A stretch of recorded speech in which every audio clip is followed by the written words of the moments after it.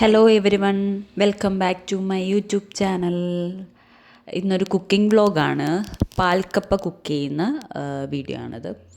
അതിന് വേണ്ടിയിട്ട് കൊച്ചുള്ളി, വെളുത്തുള്ളി, കറിവേപ്പില, പിന്നെ കാന്താരിമുളക്, പച്ചമുളക് വേണം. പിന്നെ കടുക് വറുക്കാൻ വേണ്ടിയിട്ടുള്ളതെല്ലാം വേണം. ഇത് തേങ്ങാപ്പാൽ, രണ്ടാം പാലാണ് എടുത്തേക്കുന്നത്.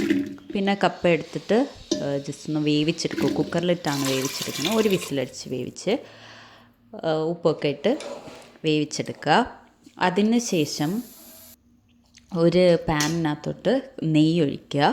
നെയ്യും വേവിച്ച കപ്പ അതിലോട്ട് ഇട്ടിട്ട് ഒന്ന് ഇളക്കുക. അത് നെയ്യൊന്ന് എല്ലാ കപ്പയിലും ഒന്ന് സ്പ്രെഡാക്കിയതിന് ശേഷം നമ്മൾ കൊച്ചുള്ളിയും പച്ചമുളക്, കാന്താരിമുളക്, കറിവേപ്പിലയും കൂടെ ഒന്ന് ഇടിച്ച് ഒന്ന് പേസ്റ്റ് രൂപത്തിലുണ്ട്. ജസ്റ്റ് ഒന്ന് ഇടിച്ചൊന്ന് ഇട്ടിട്ട് അതിനകത്തോട്ടിടുക. ദെൻ അതിൽ തേങ്ങാപ്പാൽ ഒഴിക്കുക. രണ്ടാം പാലാണ് ഫസ്റ്റ് ഉപയോഗിക്കുന്നത്. അതിന് ശേഷം തേങ്ങാപ്പാൽ ഒന്നാം പാലും കൂടെ ഒഴിക്കണം. ഒന്ന് ജസ്റ്റ് തിളച്ചതിന് ശേഷം തേങ്ങാപ്പാൽ ഒന്നാം പാലും കൂടെ ഒഴിക്കുക. സിമ്പിളാണ് പാൽക്കപ്പ.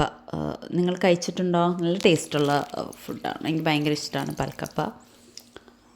ഒന്ന് തിളച്ചതിന് ശേഷം കടുക് വറുക്കാനുള്ള ഐറ്റങ്ങളൊക്കെ എടുക്കുക.